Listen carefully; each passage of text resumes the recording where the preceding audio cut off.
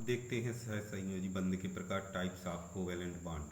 सहसंयोजी बंध तीन प्रकार के होते हैं: एकल सहसंयोजक बंध, द्विसहसंयोजक बंध और त्रिसहसंयोजक बंध। एकल सहसंयोजक बंध इस प्रकार का बंध कहलाता है जिसमें केवल सिंगल बॉन्ड बनता है।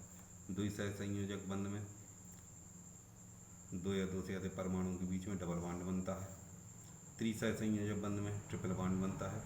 अब किस प्रकार से बनता है, जैसे हम लेते हैं फ्लोरीन, तो फ्लोरीन 9 होता है, इसको यदि खोलें तो 2 और 7, इसकी संयोजी कोश में केवल 7 इलेक्ट्रॉन है, तो एक फ्लोरीन।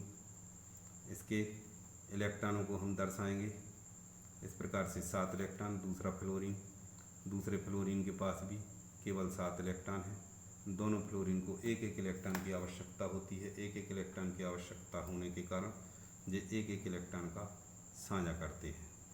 एक एक इलेक्ट्रॉन का साझा करने से इन दोनों इलेक्ट्रॉनों से मिलकर एक सहसंयोजी बंध बनता है।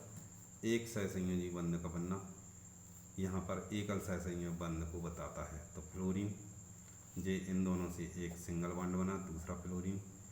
अब इनके पास जो लॉन पेयर ऑफ इलेक्ट्रॉन है उनको शो कर देते हैं। यहाँ पर गिन के देखते हैं तो 2 4 6 8, क्योंकि एक बॉन्ड यानी 2 इलेक्ट्रॉन, इस बॉन्ड को 2 इलेक्ट्रॉन पढ़ा जाएगा। तो 2 4 6 8, 2 4 6 8, दोनों फ्लोरीन के पास अष्टक पूर्ण हो गया है। इस प्रकार से फ्लोरीन एकल सहसंयोजक बंध का उदाहरण है। क्लोरीन, ब्रोमीन, आयोडीन जिनमें भी सिंगल बॉन्ड पाया जाता है वो सिंगल कोवेलेंट बॉन्ड के एग्जाम्पल कहलाते हैं। अब द्विसहसंयोजक बंध में हमने देखा था ऑक्सीजन का, फिर से देख लेते हैं। जैसे ऑक्सीजन 8 होता है, इसको यदि खोलें तो पहली कक्षा में 2 इलेक्ट्रॉन जाते हैं, दूसरी में 6 जाते हैं। इसको 2 इलेक्ट्रॉन की ज़रूरत है। इसी प्रकार से दूसरी ऑक्सीजन को भी 2 इलेक्ट्रॉन की ज़रूरत होती है। एक ऑक्सीजन के पास 6 इलेक्ट्रॉन होते हैं बाहरी कक्षा में, दूसरे ऑक्सीजन के पास भी 6 इलेक्ट्रॉन होते हैं। दोनों को 2 2 इलेक्ट्रॉन की ज़रूरत होती है। यहाँ पर देखो 1 2 3 4 5 6, 1 2 3 4 5 और ये 6। अब एक ऑक्सीजन दूसरे ऑक्सीजन के 2 इलेक्ट्रॉनों से साझा करता है। इसी प्रकार से दूसरा ऑक्सीजन पहले इलेक्ट्रॉन से करता है और इस प्रकार से ऑक्सीजन के बीच में ये ऑक्सीजन 1 2 3 4, 1 2 3 4। अब यहाँ पर देखा जाए तो इन दोनों से एक सिंगल बॉन्ड बनता है, इन दोनों से दूसरा बॉन्ड बनता है। इस प्रकार से यहाँ पर डबल बॉन्ड बना है, डबल कोवेलेंट बॉन्ड। इस प्रकार से सहसंयोजी बंध के 2 उदाहरण हो गए, एकल सहसंयोजक बंध और द्विसहसंयोजक बंध, यानी सिंगल कोवेलेंट बॉन्ड जैसे फ्लोरीन, क्लोरीन, ब्रोमीन, आयोडीन। इसी प्रकार से द्विसहसंयोजक बॉन्ड जैसे यहाँ पर हमने देखा ऑक्सीजन O2। अब त्रिसहसंयोजक बंध देखते हैं, ट्रिपल कोवेलेंट बॉन्ड। तो इसमें सबसे अच्छा उदाहरण है NH3 यानी नाइट्रोजन, वो सॉरी NH3 नहीं N2। तो N2 में N2 के अणु का बनना देख लेते हैं।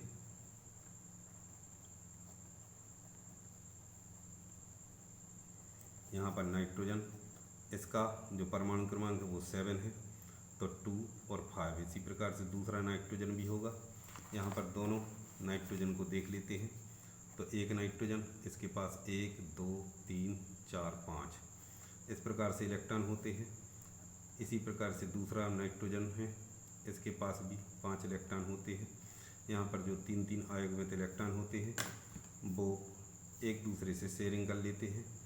एक नाइट्रोजन दूसरे नाइट्रोजन के 3 इलेक्ट्रॉनों से साझा करता है, दूसरा नाइट्रोजन पहले वाले से शेयरिंग करता है। और इस प्रकार से यहाँ पर देखा जाए तो 1 2 3 4 5 6 7 8, इसके 8 हो गए। इसी प्रकार से इसके भी 1 2 3 4 5 6 7 8।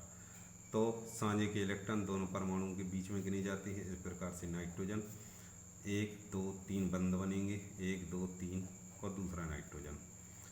अब इनको फिर से गिन के देख लेते हैं। एक बॉन्ड यानी 2 इलेक्ट्रॉन, तो 2 4 6 8, 2 4 6 8, दोनों नाइट्रोजन का ऑक्टेट कंप्लीट है। इस प्रकार से सहसंयोजी बंध यानी कि कोवेलेंट बॉन्ड 3 प्रकार के होते हैं: single covalent bond, double covalent bond और ट्रिपल कोवेलेंट बॉन्ड। तो हमें आशा है कि शायद समझ में आ गया होगा। सिंगल कोवेलेंट बॉन्ड जहाँ पर केवल एक बॉन्ड बने, डबल कोवेलेंट बॉन्ड जहाँ पर द्विबंध या डबल बॉन्ड का निर्माण हो, और त्रिसहसंयोजक बंध यानी कि जहाँ पर ट्रिपल बॉन्ड का निर्माण होता है। इस प्रकार से सहसंयोजी बंध 3 प्रकार के होते हैं।